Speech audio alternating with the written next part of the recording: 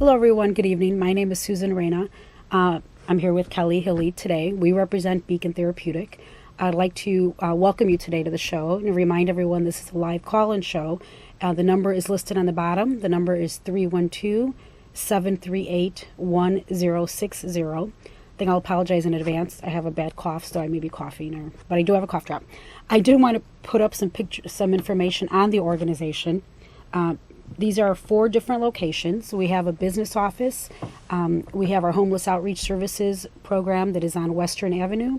We have 2 of our programs are at our Longwood campus, and we have a high school building in Calumet Park. I'd like to talk a little bit about what Beacon does before we jump into Kelly's great work with us over at the Early Head Start program. A little bit of background. Beacon has been in existence since 1968, and essentially we've been providing a myriad of services that are in response to children's needs and inner city needs that families have. These are our different programs. We have a little or big intensive outpatient program that's essentially providing day treatment services for children ages 3 through 18 who need additional intensive services outside of a hospital or outside of a therapeutic day school. We have an outpatient clinic where we're providing mental health services to the community. We are located in Beverly, Morgan Park. We have a family assertive community treatment program, FACT, where we're providing evidence-based services to young homeless and at-risk mothers ages 18 to 25. We have an Early Head Start program that we'll talk more in detail about in a few minutes. We also have a shelter outreach services that's providing mobile mental health services to homeless women and children. We operate 2 day schools that are considered therapeutic private schools. We also have an initiative that works specifically with autistic children. And then we also have a CHIPPER program where essentially we're seeking out individuals and teens, mainly homeless teens, and enrolling them into healthcare services. Here today, I'm very happy that we have Kelly Hilley with us today. And Kelly is one of our newest Beacon members in terms of her involvement with the Early Head Start program. So welcome, Kelly. Thank you. I'm glad you're on the show today. Maybe you can begin a little bit about telling me about your background and what experiences you've had prior to coming to Beacon. Well, I've been with Beacon for about 6 months now. Currently, I'm employed as a home visitor within the Early Head Start program, and we'll discuss more about that later. Prior to this, I've worked with mostly adolescent population, either failed foster care placements or adjudicated teens. I've also worked with children on the spectrum disorder and with adults with developmental disabilities. So tell me a little bit about what drew you to come to Beacon. I've been familiar with Beacon as an agency for quite a long time. I've heard some very great things about the services provided. I'm actually a native to the Beverly area, so I'm very familiar with the different locations and the different services offered at each. And specifically, post my master's, I really wanted to start involving myself in some more early childhood work, and Beacon offered an excellent opportunity for me to begin that process. Well, I think we're really excited because I briefly mentioned earlier our FACT project. And this, again, it's an evidence-based approach working with young families, but what we are finding is that there's such tremendous need for all these services, particularly for young families. And so when we were offered the opportunity to accept some slots for Early Head Start, we were thrilled, and this is initially was funded through ARA stimulus funding, and then it's continued on. So currently we have 30 slots. And so tell me a little bit about what is Early Head Start, because everybody talks about regular Head Start, and then this is Early Head Start, and then this is home-based Early Head Start. Right. Our program is unique in that we are home-based. So we reach families that oftentimes would not receive services due to homelessness or other situations that may prevent them from reaching out and actually enrolling their child in a center-based program. We service pregnant women and infants age 0 to 3. And we actually go out into the homes for 90 minutes per week. So we do a home visit in which we address different developmental domains. So we'll look at language development, cognitive development, physical development, and social emotional health. We provide lesson plans per week, and then we ask the parents to follow up. We try to incorporate our lessons and ideas into everyday life as to not overwhelm the parents or to make that part of their daily routine so that we know that the work we do is being continued at home. We also provide screenings when we go into the home initially to assess where the child is at developmentally, and if there is any concern on their development, then we have partnerships with Child and Family Connections, in which we offer referrals for early intervention. So it sounds like, and I know when I see some of what you do, I just think it's a lot of fun playing. But I think what's so thoughtful about it is that it's very concerted playing in terms of being very mindful of you're engaging the families, you're engaging the mothers. Tell me a little bit about, and I know there's I'm going to put some slides out in terms of the particularly early Head Start and some of the components. Why don't you tell me a little bit about, what are some of the specific activities that's done with some of the home visitors and the parents? Well, typically, when we go into a home, it's a unique dynamic in that we're engaging in an interpersonal relationship between parent and child. So first we need to see what the working model is with the family, and then we try to incorporate some of our ideas within that dynamic. So depending on the child's development and level of development, we individualize lesson plans per family. We also offer twice a month socialization events in which we invite the families to Good come segue. to our I'm going to site. put that overhead on. Yeah. And so we invite the families to come to our actual site, and we provide, psychoeducational material for the parents so we can address some parenting issues, whether it be on building attachment or safety or emergent literacy with the children. We also provide a lunch, and it just gives parents in the program an opportunity to socialize with one another, because a lot of times these populations that are homeless are very isolated. So it's an opportunity for them to exist with other parents in like situations. And we also have a parent policy committee in which many of our program participants sit on, and it gives them a voice within the program. It allows them to have input on the types of lessons we provide. Most recently, we did a community partnership with the music station in Beverly, and we provided music lessons, and we introduced dance and music and body movements, finger plays with the children. So that way the parents have some type of information and can go home and continue on what we're doing in the office with these children. I know there's, you said a lot just there, and I know one of the pieces with Early Head Start, there's a significant amount of compliance features and regulations, but there's also these component pieces. And I know there's the need for health. I mean, can you describe some of the different components that are inherent in Early Head Start? It's clearly delivered in very much in an integrated fashion, but there's some discrete components. Maybe if you can describe some of those. Absolutely. Upon enrollment, many of our families do not have medical and dental homes. So that is one thing that we assist our families in reaching, is a medical and a dental home, because we actually help them keep appointments, make appointments. We empower our families to continue, their child's development in terms of physical health, mental health, social emotional development. When we go in, we actually have a criteria, a list of components that we're trying to reach within each family. And so we use two specific databases, one that's run through the city of Chicago, which is COPA, and then we also use a curriculum based strategy, which is through Teaching Strategies Gold. So that offers different lesson plans, different ideas based on age and development, in which we can actually provide these families with hard copy handouts, and so that way we're leaving them with the materials to continue the work at home. In terms of providing medical and dental, oftentimes our families lack transportation, so staff will assist in transporting families for our dental days or for our medical days. And so it encourages families to have their basic needs met.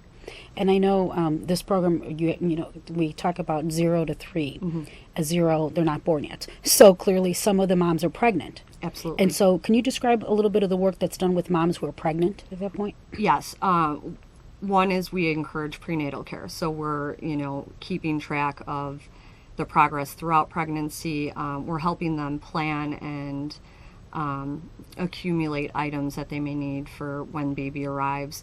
We also work on issues regarding bonding and attachment, so that way when the baby comes, we know that there's a healthy attachment. We also do some work with postnatal assessments using Edinburghs and just tracking mom's mental health and making sure that she's okay when baby arrives. So clearly the goal is just to do as much education as possible prior to the birth of the baby, so that when the baby's born, and then they can continue on with the program thereafter. Absolutely. So I'm going to put up some pictures now of some of the kids, which is wonderful to see. So tell me a little bit about what was going on this day. This is some of our parents and staff. This is at one of the socialization events that we have. We refer to them as family days because we encourage all our participants to come together as a family. And there's Kelly. There's me with blonde hair. And that's one of the little boys that I work with. And he's been a pleasure. And just to see his development since enrollment, that's a reward in itself.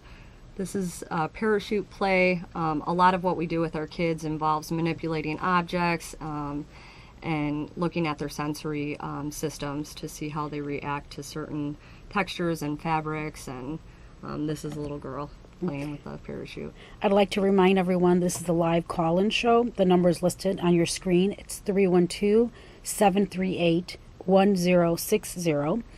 Please, if you have any questions or comments, feel free to call. So, Kelly, how does one get enrolled in the program?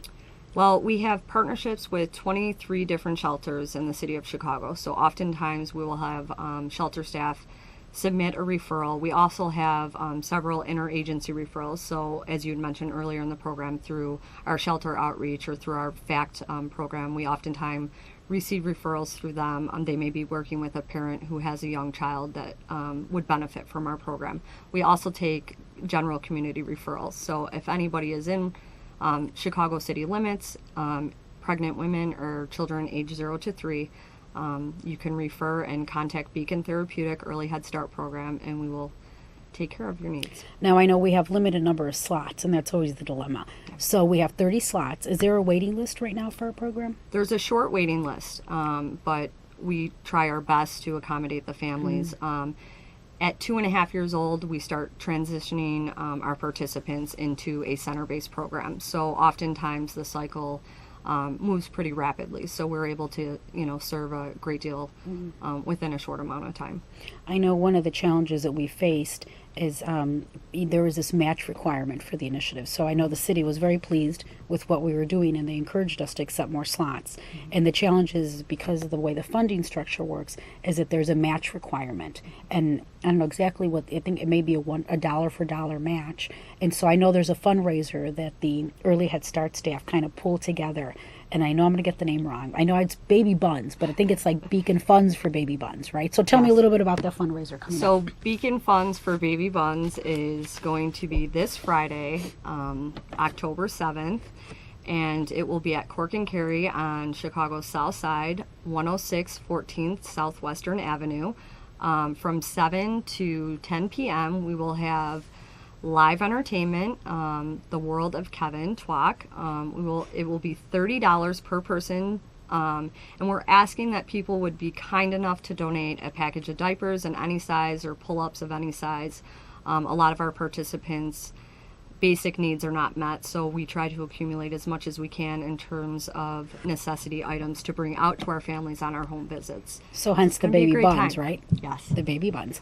So what other things do you, because I think one of the biggest challenges with participants sometimes is keeping them engaged and providing incentives to some degree, so that, you're going into the community, you're wanting to make sure the participants are there. What other things do you bring with you when you're going out to see some of the families? Well, Beacon has been blessed with the amount of donations that come in regularly. So oftentimes, if we have a mother that's, we've been working with who's pregnant and delivers her baby, a lot of times we'll bring basic necessities. We'll bring out bottles, we'll bring diapers, onesies. A lot of times families who have begun the program in shelters and then become housed, we provide furniture, we provide dishes, essential items. So it has been a great, opportunity, and the lending tree continues. We have, so many gracious people contribute to our program, and in turn we are able to give, back to our participants. I know that's something that folks often say, how can they help? And I think you've really described, we're always accepting donations in terms of gently used items or brand new items. But clearly we're dealing with a population that has significant amount of needs, and whatever we can do to help alleviate there's a significant trauma that they're already experienced. So whatever we can do to help alleviate some of the material needs that they have is always, it's always important. Having been at Beacon for 6 months, having known of Beacon for so long, what do you think sets Beacon apart in terms of other non-for-profits, or what makes Beacon unique in your mind? Well, I think it goes back to our mission statement. I think we, as an agency, empower our families. I think a lot of times social services can provide services. You can provide multiple services, but it's the quality of services that Beacon gives. And in terms of interagency communication, it's just so encouraged. And, I'm constantly discussing, cases and how to best serve a family with other Beacon staff who may be involved with that family. So it's very unique in, the individualization that we give our families. And I think, we've been around for a long time. So, the community Some support. of us longer than others. Yeah, the community support has been amazing. Beacon is, on the south side of Chicago, is a household name, and so I'm proud to be a part of this. And I think, as an agency, we're doing great things and we'll continue to. It's great to hear. We have a caller. Caller, your question? Hi, yes.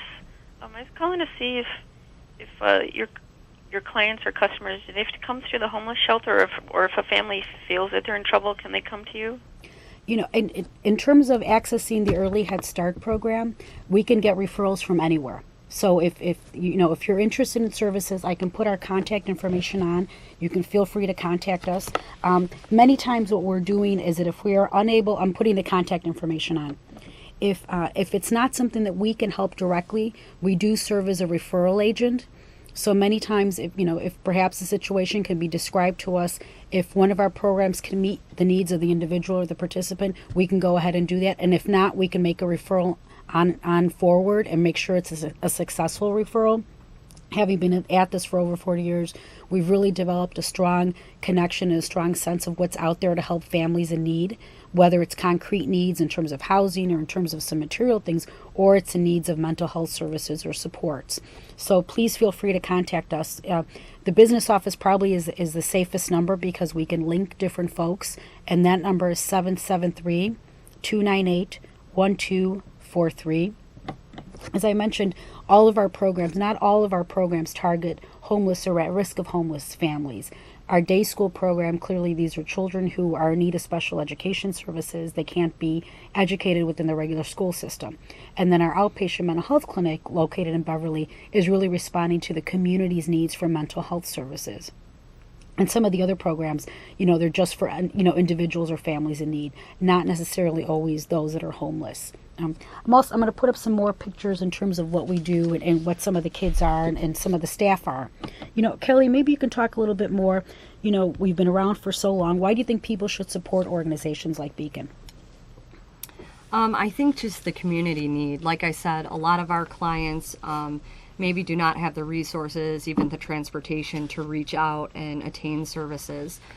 So the fact that we are unique and the fact that we go into the home for those 90 minutes per week, that may be the only 90 minutes of educational or developmental services that these children are receiving. So it's just extremely important that we receive the support that we need, because the whole focus of our program is preschool readiness, and these are our children. This is our future as a community. So okay, this is the staff. This right? is our staff. This is myself. This is Florence, Rachel, and Elise. So those are the folks that are going into the community. So what are the neighborhoods that you guys are going into to deliver some of these services? We service all of Chicagoland. Primarily, we are on the south side. However, we do have clients northwest. We service a lot of shelters that are west side, north side. But a lot of our families, once they are housed, are typically south side. And can you describe, what makes this job successful or meaningful for you? Personally, going into somebody's home and being in their environment and having that invitation into their home and having a parent, attend and engage with their child and become receptive to the ideas that I'm presenting is a huge reward. Some of the children that I began working with had absolutely no language at enrollment, and 3-4 months down the line are speaking, are showing affection, are using language in ways that is, vocal, expressive, and receptive. So the amount of growth that you see in these children is just tremendous and such a reward. And as we know on a national level, early Head Start really has been shown to be highly effective. And I know there's been some studies that, it's effective initially, then it wanes, then it becomes effective again. And I think when we're looking at, these are families who are starting off with significant challenges. There's perhaps been, a significant amount of trauma associated maybe with, domestic violence, community violence, nutritional delays, all kinds of challenges that these little people are already experiencing. So whatever we're able to do to alleviate some of the basic things, such as you're describing speech, or any gross and fine motor delays in the work that we're doing, really can have a long-term impact on a go-forward basis. And I think what you're also describing is that moms many times, no matter how challenged their lives are, their willingness to give to their children and to do what they need to do to better their children's lives is something we keep on seeing over and over again. Having been part of that socialization, I just think was so neat. The moms were getting just as much joy out of it as the kids were, which is really neat. Is it sometimes hard for the moms to separate out what they're doing versus what the kids are doing, and everybody's having a good time? Absolutely. Yeah, which is so much fun. What would you say are some of the biggest challenges in working with the population? Because our population, at times is homeless or transient, just consistency, basically, getting into the home once a week for that 90 minutes. And like you said, there's so many other external stressors going on that to have 90 minutes where mom or dad is just focused on the child, that in itself is a challenge because, there are so many other stressors, like so many other experiences that these parents are going through. So it's really just a challenge to have that time set aside. And that's what, myself and the other staff constantly do, is encourage these parents, this is your time with your child. This is the time where you can engage, you can play, you can interact. And a lot of times, when the parent sits down and just watches their child, they weren't even aware that their child could have, these types of behaviors or do these types of things or have these many skills, because they've never had the time to stop and sit and observe, because life's pressures, and so just taking that moment to slow down and sit with your child and enjoy your child and assist them in their development and encourage them.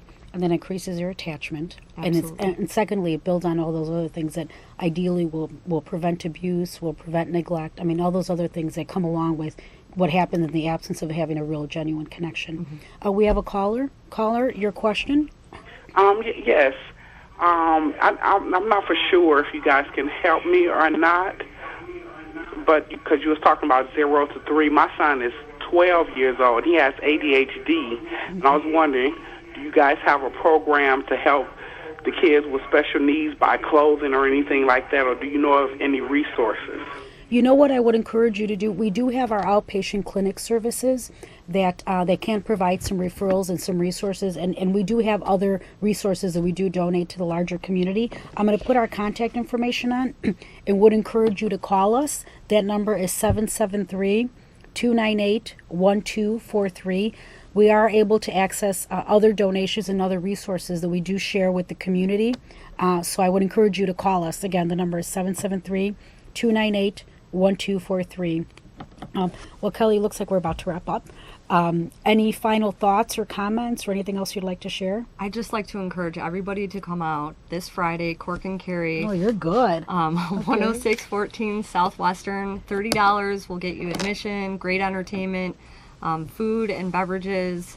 It's a great cause. We need all the help we can get for our families, and continue to support agencies like Beacon Therapeutic, because we're all doing wonderful things.